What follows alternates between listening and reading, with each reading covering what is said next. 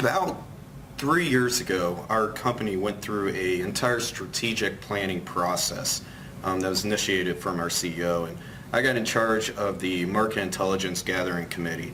And our job was essentially to go through the entire organization, speak with the different business leaders, and try to get an understanding of what pieces of data they were already getting that they used to help manage their people, to help manage their different departments, and then what different pieces of data they felt like they were missing. You know, those big, boy, you know, if I just knew what this was, you know, I would be able to make these kind of decisions. And we came to an interesting conclusion that after meeting with all of our different department heads from sales, marketing, HR, the funeral home, that some departments were gathering pieces of data that other departments were saying, boy, if only somebody was getting this piece of data, I could make these decisions. A classic example of the left hand not knowing what the right hand's doing. So we kind of took a two-pronged approach, and you know, we realized that we needed to find a way to pull all that data together and then display it for all of our different business leaders. And that's when we decided to first implement SharePoint, and then after speaking with associates, realizing that SharePoint could also be a perfect delivery system for our BI needs. And that's pretty much what got us started.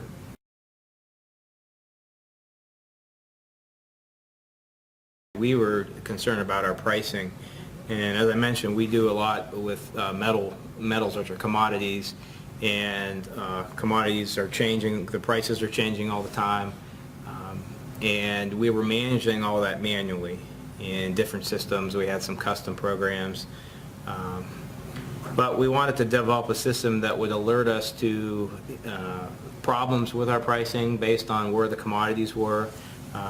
We had our ERP system that was on a FIFO costing basis that could be a couple months behind depending on our inventory situation.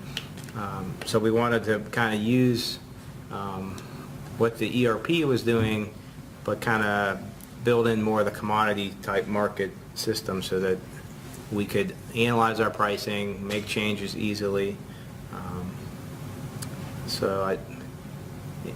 The difficulty we had is, whereas we're a chemical manufacturer, the things we're buying aren't things that we're selling. So we're converting them chemically into some other material that it's like a car. If you buy 4 tires, you end up with 4 tires going out the door on the automobile. So we had to really get sophisticated with how we were kind of modeling our pricing from the commodity metal all the way through, in some cases, 4 or 5 processes to get to the end product.